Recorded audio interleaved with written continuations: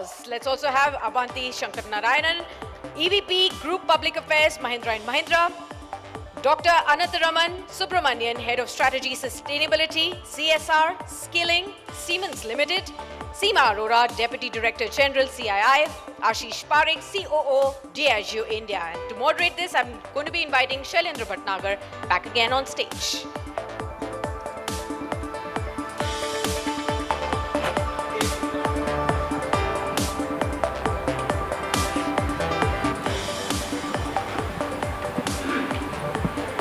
So ladies and gentlemen, good evening once again, and now we've come to the stage where we are going to check out how leading corporates have introduced sustainability into their boardroom, into their conversation with investors, and how does it play as far as the future is concerned. The panel is very well known, and it's the top flight of corporate India. I would imagine amongst the top 20 companies, 5 are here. And of course, we are also represented by the industry body, CII. Thank you, ladies and gentlemen. Let's begin. And I'll start the questioning with Ashish. He's from Diageo, a company that makes our evenings and nights wonderfully better. Thank you so much for Lagavulin and Talisker, 2 of the best brands that I have ever heard of. You have great taste. Thank you very much. I just wanted to understand, Ashish, at Diageo, how do you see sustainability now interwoven in your strategy? How is it that the board is now responding to sustainability? You are also one of the biggest consumers of water globally.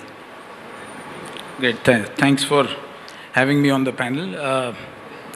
See, for us, as the topic says, the new boardroom agenda, it's not new to us. It's been there for a while. When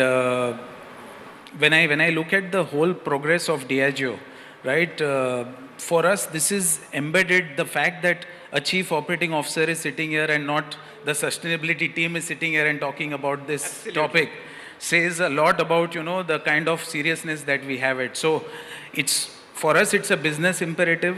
It's a mindset which is completely interwoven into our business planning. So the way, we look at it is that it starts from the top for us, right from the CEO. So very interestingly, our global CEO to our India CEO, sustainability and this whole KPIs about sustainability are a part of their long-term incentive plans. Okay. So it's quite interesting that it's not, just talking KPIs and talking performance on charts, but it is a part of everybody's, the way you are measured on revenue and profitability, which are core to a CEO's KPIs. This is a part of their long-term incentive plan. So that talks about our seriousness. It talks about how we look at not only, this whole thing as a boardroom agenda. To let you know, we were the first ones to start about it a few years. In fact, Abanti will have lots of tales to talk about it, maybe over a drink later. Diageo drink, yeah, we should all have a Diageo drink. Lagavulin or Talisker? We should have a Godawan today. Godawan is an amazing Indian single malt. We'll show kar lete hain uske baad. So when we started talking about it, the exec and the CEO started it, but you won't believe that we have a ESG review done by our India board. So USL is listed in India, right? United Spirits Limited. So Diageo is our global, and in India we are called USL. They review it every quarter, right? And there is a ESG committee chaired by an independent director for us. So again, I'm telling you, it's not numbers, it's real actions, real plans that discussed and are reviewed by the board itself, not only by our exec. So that's one thing. The second thing is, our approach is about 3 very interesting things which are relevant. We call it a triple win approach. So we want it to be the best for our consumers, best for our communities, and best for the company, right? Because it has to make business sense to us. So it's a triple win approach for communities, consumers, and company. Right. So let's get Abanti to the conversation. Ma'am, M&M has been one of the biggest wealth creators if you look at the Nifty, as also within the automobile space. How is sustainability in your case being driven by investors at the board level as also at the strategy level? Sure, thanks. Thanks for having me here. I want to start by saying that, for the Mahindra Group, the core DNA of the group and, its very inception has been driven by purpose. And we've always said purpose drives profits. And I think the purpose of RISE, which is the, belief that only if those around us, lift, will we as a corporation also lift. I think that very seamlessly blends into sustainability. And therefore, I think the DNA of the company, which obviously all leadership, members of the leadership team absorb and are expected to, live and work by, that itself plays a very big role in bringing sustainability into the boardroom, into the leadership conversation. But what we are now finding is investors, both private market investors as well as public market investors, are actually starting to not just sort of look at sustainability data, which comes out in reams now because of all the BRSR and all the other sort of global standards that you have to conform to. But they are also asking us very deep, penetrative questions, basis the data that they see and they study. And the third and final thing is that there are very clear expectations which investors have from us. So I'll give an example. In our electric vehicle business, which is a separate legal entity called Mahindra Electric Automobile Limited, I sit on the board of that company. Now that has British International Investment as one of the investors in that in that business. Now they actually own only 3 to 4% of the equity of that company. But even before they came into the company, they did a very thorough due diligence on ESG for the parent company. And then we agreed as part of the shareholders agreement, so it's legally binding, on what we call an ESAP, Environment and Social Action Plan. Okay. So, that's how it's being driven by investors very, very hard. Okay. Let's get Mr. Acharya into the conversation. While he was at IIT Kharagpur, he was also a very well-known shire in that city.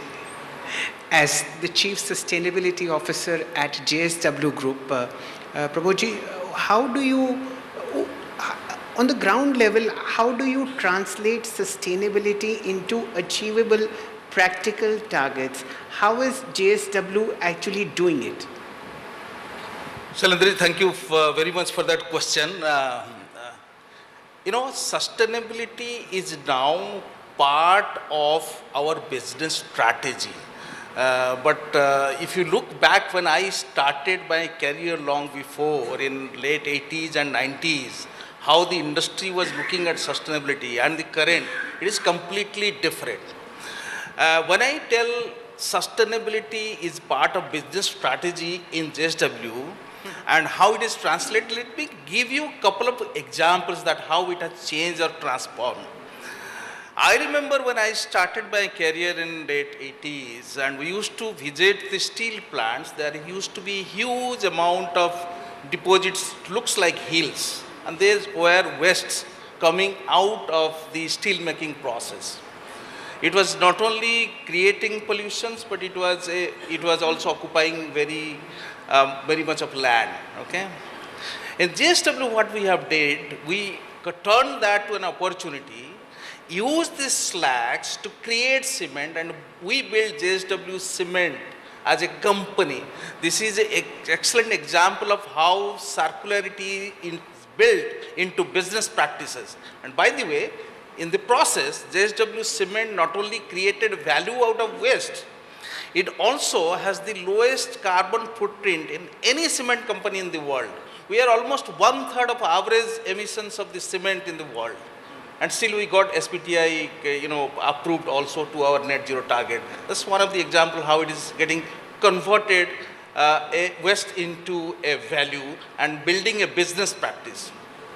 Second example, In the steel making process, lot has been changed, and I think industry has changed a lot. What we did to operationalize sustainability in all the level of the organizations, we started a program that is known as SEED, Sustainable Energy, Environment and Decarbonization Program. What it is basically working to change the mindset of the people on the grassroots and make them responsible to become more efficient. Okay. By being efficient, you not only reduce your emissions, you make profit, because that is efficiency improvement.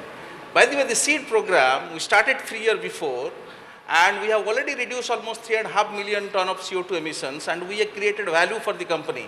This particular project even has been recognized as a change maker in COP28. Right. Third example, let me give one more example, how in the business it is doing. Just 5 years before I joined this group, JSW Energy is one of our listed companies. We are having 70% thermal energy and 30% renewable at that point of time. Right. Today, it is reversed. That means we see the renewables, the new energy are the future. Right, sir. And it has a business value. It is creating. Okay. So that is how it is operationalizing in the entire business processes.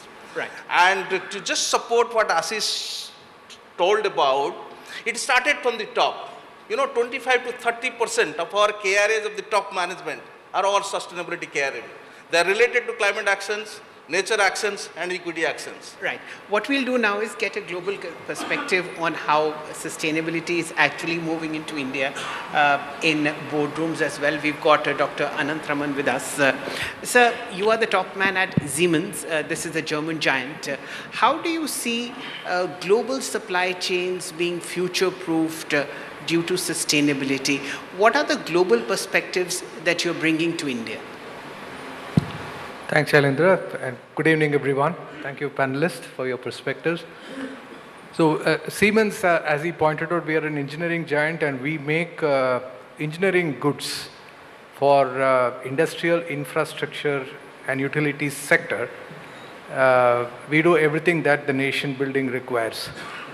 So, the supply chain emission reduction is one of the toughest, at least in our experience as well.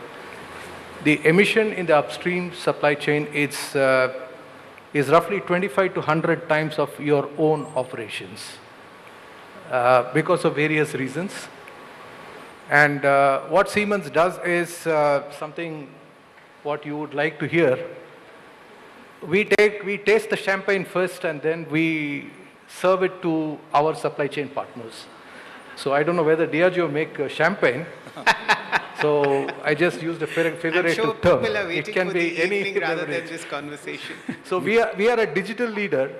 Now, just cluing into what the earlier panelist said, Mridula Ramesh, we have over many thousands of suppliers, and many of them are SME categories. And many of them are actually clueless. They do not yet know what it means to be on the sustainable journey. There are two levers which we try to work with them. One is to reduce their energy consumption itself with the help of our digital technologies, Industrial 4.0. And the second is we also assist them in transitioning to a cleaner energy mix. So this is exactly where we also bring in the partners together. We also serve many renewable organizations in the country. So we bring our value chain partners in the upstream and also the renewable companies together to discuss how even a low packet of energy demand can be met through energy. Okay. So do we have another 30 seconds to? Please do. Yeah, okay. So what is also here important is we have to handhold them. They are more driven by business case. They live for today's profit. They don't understand what it is like to live for another 35 years. They want to live this year and the next year. Now, for a leader, as a leader OEM, this is also spoken in the earlier panel discussions, we have a responsibility to integrate them also as a part of our supply chain. We don't say that we become net zero in our own operations in a certain year and net zero in supply chain later. For us, net zero means our entire supply chain, including upstream, own operations, will have to be net zero. So we bring the synergy between sustainability, productivity, and resilience. So generally the productivity, it pays off Right, sir. the initial cost that you incur on sustainability. Okay. Seema ji, I come to you on purpose as the last question. You represent an industry organization, and the entire evolution chain over the last 3 decades on sustainability is something that CII has observed. Now, what has been your learnings and what are the key takeaways? Thank you. Good evening, and really nice to be here. And thank you to all the panelists for the interesting perspectives. Yes, it's true that CII's journey on sustainability actually started 3 decades ago, right at the time of the Rio Summit, so 1992. And we're very proud to see the evolution of our members. All of them here on this panel are our members, and we are very proud of them. What started as merely a discussion when in 1992, when we started the discussion, it was merely seen as a compliance issue. That there is regulation, I just need to comply. We worked with them and they worked with us, and we learned from them. It's not just us. And it became an efficiency issue. That operationally, how do we increase efficiency? Because it improves the bottom line, and that's a very good business case. And then we worked with them, and they caught it very fast. I think corporates have to be given that credit, that sustainability has to be the new driver for growth. Therefore, it is a strategic issue. Yeah. So we are very proud, and we see this happening. Much more needs to be done. We have not all crossed all the bridges, but we need to do. Now, CII creates lots of platforms, tools. I don't want to talk about them, how we help them in this journey. What I want to really talk about, if you have a few seconds for me to talk about, is what I think are still the blind spots that we need to look at, right? And that's been some of the insights we have got, and I'm sure many more can be added to this list. Number one, I think, is there is this missing middle in the ESG, which is the social. So we are missing that middle, the social sustainability. I think the emphasis on E is there, on G is beginning. The social definitely needs more, focus. And I'll give an example. You see, if we just look at the impact of climate and the heat stress, almost 380 million workforce in India are doing work that is exposed to heat. Now, this impacts productivity, this impacts health. In turn, it will affect the resilience of an organization.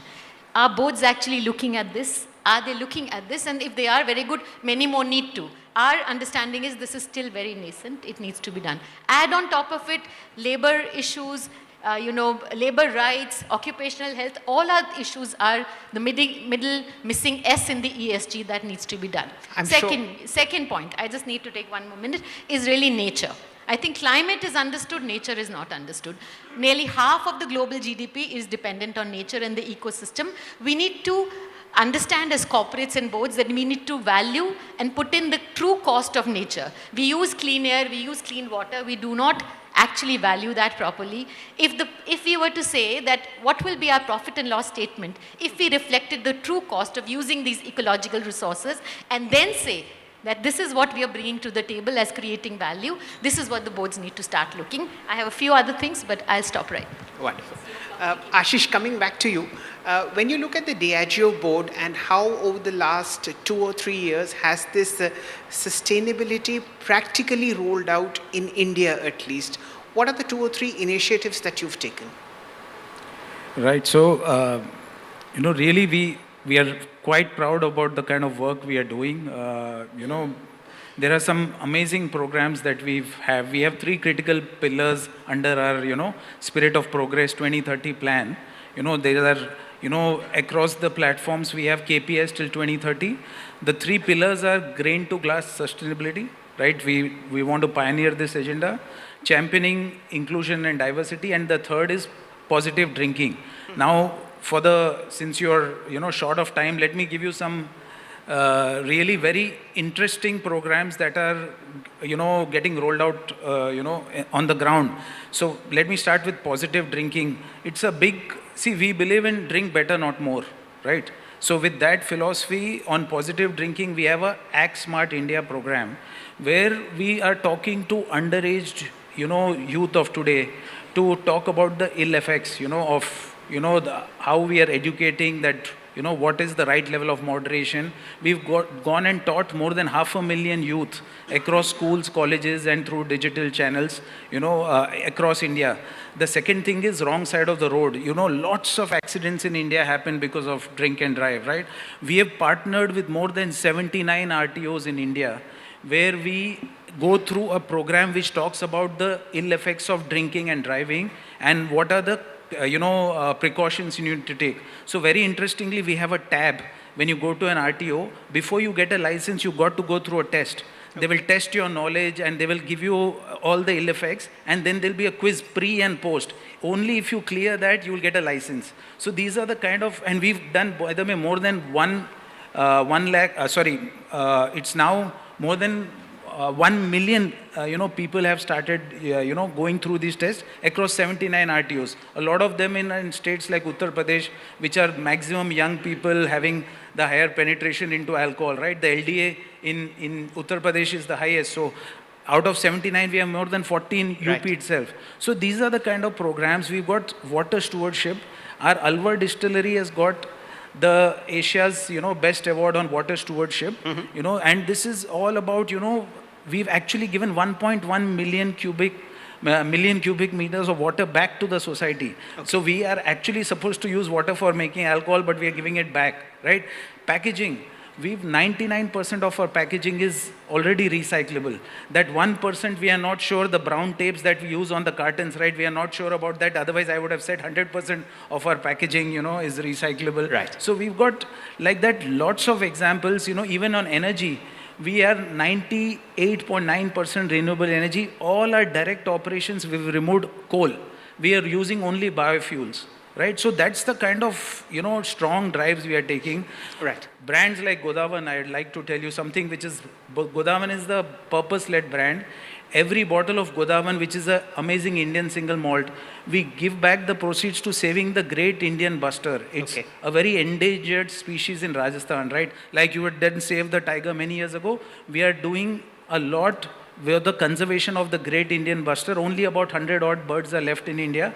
But I'm sure we'll work towards it toward the evening. Yeah. Let me get Abanti into the conversation. You are also responsible for public policy, ma'am. When you look at how government policy has, enabled sustainability at the corporate level, what are the 2 or 3 things that you find which are good, and maybe 1 or 2 which might need improvement? I have one question for Dr. Saab also. So you have... Yeah. So very quickly, 1 or 2 things which are good. First, I would say just the focus on capturing non-financial data. Sometimes it's onerous. We all know as listed companies about BRSR. But on the round, it's very important to capture data because as we know, only what gets measured gets done. So and the transparency and the visibility really helps companies, investors, etc. Second is the role that the government is playing in really enabling the creation of entire green industries and ecosystems. So electric vehicles is a new sort of industry which is green. So that's one example, renewable energy. And then in terms of creating the ecosystem, I would give the example of circularity of industry. So end of life recycling of vehicles, end of life recycling of plastics, the entire, now there is tires coming in. So I think that enabling the emergence and growth of new green industries and creating that ecosystem. So 2 things that are being done well. I think on what is not being done, I wouldn't say well, but not enough, is just this, I would say the speed and agility to really create faster growth of some of these new age industries. I think that, you have to really operate very, very fast, and there has to be better coordination between different ministries, between the center and the state. So that's I'm sure that's work in progress. My final question, Dr. Saab, is to you. Because you deal with such a diverse supply chain, which is both local and overseas, how difficult is it for a company like Siemens to continue the conversation on sustainability? I'm happy that all the panelists are also my customers, so they're also hearing. Abanti was spot on. So what makes this journey sustainable is actually an alignment of target, or rather, let me start this way, alignment of purpose strategy and targets. Targets, they help you to survive in the near term, but borrowing your words, if we have to secure Dirghayush, the longevity, it's only the purpose that make you survive. Our Siemens' purpose is creating technology that transforms every day for everyone. So this is our purpose. And our strength is combining the real and the digital world. What we do is we have a framework called as a degree, which impacts 3 areas: decarbonization and energy efficiency, resource efficiency and circularity, and the last but not the least, societal impact and people centricity. So we have all this embedded into our principles. So we laid bare what we achieve by KPIs very clearly, and also we hold ourselves accountable to what we promise our customers and what we deliver. So just a couple of weeks back, one of our star program on sustainability, as I would call it, which is supplying the 1,500 locos to Indian Railways. By the way, Indian Railway is the largest green railway network in the world. And I learned it very recently. And our first loco of this 1,500 was flagged up by our Honorable Prime Minister. So in its lifetime, we will be off-roading about 800,000 diesel trucks, and which means 800 million tons of, metric tons of carbon dioxide. So you have to be transparent, you have to bring transparency, and you have to bring your accountability for our customers very transparently. And that's how the sustainability, it gets embedded into values. Right. Strategies can change, but values will not change. Okay. Acharya Sahab, coming to you. Because energy as also steel making are such important parts of nation building, and also they are into all sorts of conversations because of the kind of climate issues that we face. What has been the board's response in adding the sustainability part to the conversation? Thank you. As I stated, the board takes a lead in driving the sustainability agenda, specifically, towards the capital allocation process, technology selection process. You stated that steel is energy intensive and also capital intensive, and that also emission intensive. Yes. So these are the 3 things. Our objective is to decouple growth from emissions, and that has been our focus. Okay. So that means we are selecting right technology which is scalable at the moment. At the same time, we are looking at the future technology which will decouple the emission. For example, green hydrogen is considered as one of the alternative to carbon in making the steel. We are putting up a 25 megawatt electrolyzer. It is soon getting ready by 2 months. Okay. So we'll be possibly the first steel plant in the world will be using green hydrogen in steel making. So that is looking ahead and getting future ready. And this is all through the board directions. So important thing is that adjusting your business strategy, doing the right capital allocations, selection of the technology, at the same time supporting the nation building is very important when it comes to steel sector in India. Wonderful. I have 7 seconds left, Ashish. The last one is to you. What is in the pipeline after Godawan? The evening is getting young. What? Sorry, say that again. What are the new brands in the pipeline after Godawan? So we've got a really strong innovation, pipeline. So from globally, we've just launched Don Julio in India, which is one of the most amazing tequilas, that's there. Just last month in Delhi, we've launched 1942 Don Julio, which is really the top of the line, most premium tequila in the world, I can tell you that. So feel free to, Right. buy that. That's one thing. The second thing is we've got a lot of innovation the last 1 year, which we've launched. things like Johnny Walker Blonde, which is an amazing made for mixing kind of a proposition, not like a black label alone, which is for people like you and me, but a lot of younger people want to have a blonde, which is a made for mixing kind of a thing. So lots of opportunities for you to go out and, check out our brands. So thank you for actually endorsing and asking this question as well, I think thank you, Ashish, for having this spirited discussion today. Your presence made that possible. Spirit of progress, I wonder how much of it is sustainable. Seema ji, one final question to you. You talked about blind spots.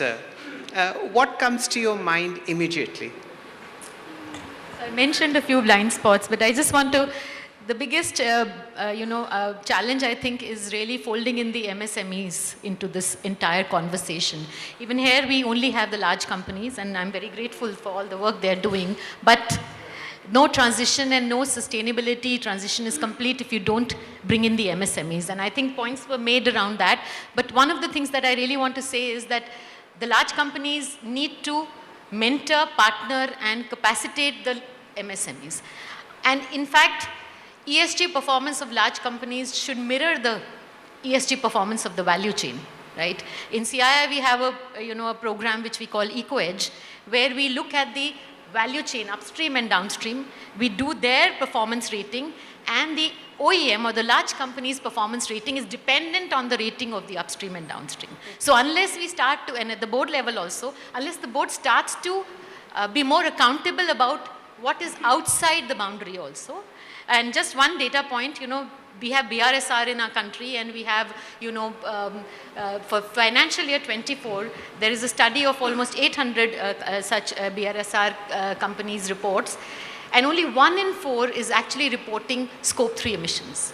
So scope 3 emissions and the work that is happening outside the boundary is something that really is a blind spot right now, and that needs to be looked at. And finally, ESG or sustainability is a strategy, very good, but we know culture eats strategy for breakfast. So unless we actually have that cultural change, and I'm glad everybody talked of that purpose, but it's really that board also should look at how is the culture shifting towards sustainability? How is every employee actually becoming chief sustainability officer? Sorry, Prabodha, and then we don't have a chief sustainability officer. Thank you very much. Just to, second the idea. I always believe you do not need a chief sustainability officer. Everybody of your organization, every employee is a chief sustainability officer. So I completely sound. I hope this position gets merged with something else. It's required. Yeah, that is my ambitions to see that. Abanti, this is a topic that's come up fairly recently. While we talk about electric vehicles being less polluting to the environment, but there are a lot of studies which say that over the longer term, because you use thermal power to charge your vehicle, more or less it is of the same impact as a petrol or a diesel vehicle. When you talk about sustainability at board levels, how are companies such as M&M addressing this issue? So I'll just first do a factual correction here. What you said is a perception, but an incorrect one. So it is true that depending on the percentage of renewable energy in the grid, the life cycle emission of an electric vehicle will vary. So today, if you see in India, we have a 25 to 30% contribution of renewable energy to the total grid. Even with that, estimates by international technical expert agencies is that an electric vehicle reduces emissions between 20 to 35%. So even with the current grid conditions. So I just want to make that, sort of very clear. And obviously, as the grid improves, and a vehicle is not a short-term, one-year product, right? So over its lifetime, certainly the grid contribution of green power will improve. This will only go up, culminating in if you have about 75 to 80% of your total grid coming from renewable energy, the emissions are 80% lower from an electric vehicle compared to ICE. Essentially, it's grid dependent. Grid dependent, but even with 25% contribution, the emission is still about anywhere between 19 to 34% lower. So, you know, in terms of the CO2, the tons per kilometer. So that's the point. And to your the other point to make is that electric vehicles have zero tailpipe emissions, and that is irrefutable. Everyone agrees. So when the product is actually being used, the tailpipe emission is zero because there is no internal combustion engine. Okay. Dr. Saab, when you look at the broader profile of how India has its emission targets set for COP29, how do you think companies which are, multinational in nature, what are the kind of technologies that they are bringing to the country which might help achieving us these targets a lot earlier? See, Siemens believes that there are 5 technologies which will solve the decarbonization equation. Not in any order of importance, you can pick any of these 5. One is digital platforms. So digital platforms have the potential to address 90% of the global footprint, and it can even advance, it has the potential to advance the UN decarb goal, net zero goal. The next is digital twins, which is let's say a physics-based model of an actual component or a product or a system, which also has a great potential to sustainability, to the cost of sustainability. The third is additive manufacturing, which means you're able to produce that component where it is consumed. And our experiences also in some cases have shown material saving up to 70%, which contributes to the cost of resource efficiency. The next is, of course, smart grids. So we spoke about adaptation, resilience, and smart grids. It certainly enables integration of renewable sources into these grids, by which the grid mix also improves with greater renewable introduction. So I said 4, let me just see what I forgot.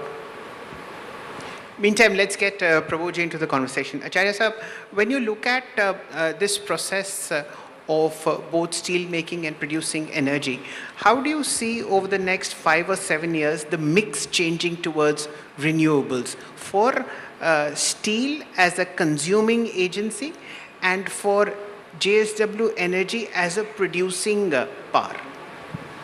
So, thank you, Shailendra ji, for asking that question. If you look at steel industry has significantly improved their energy efficiencies, and they are in a path to further improve it. And it can happen in 2 ways. One, substitution of energy sources, which you talked about. Another is improving the process itself, whether by using technology like digital twin, where you produce more with less input, or putting into different alternative materials for making iron. By the way, iron making is the problem, not the steel making as a whole. And coming to our targets, we are anticipating by 2030, our aspiration to become 50 million ton capacity, to run all our steel plants through renewable energy. By 2030. All the steel operation has to be run by 2030 by renewable energy. That means we need 10 gigawatt capacity installation. At the moment, as I speak here, our board already has approved around 2.5 gigawatt of renewable energy for use in steel making. Okay. We have already completed around 1 gigawatt, which is feeding to my steel operation at the moment, renewable energy. At the same time, if you see in the steel making, integrated steel making operations, the large steel players, they use lot of waste gas, waste pressure, waste temperature.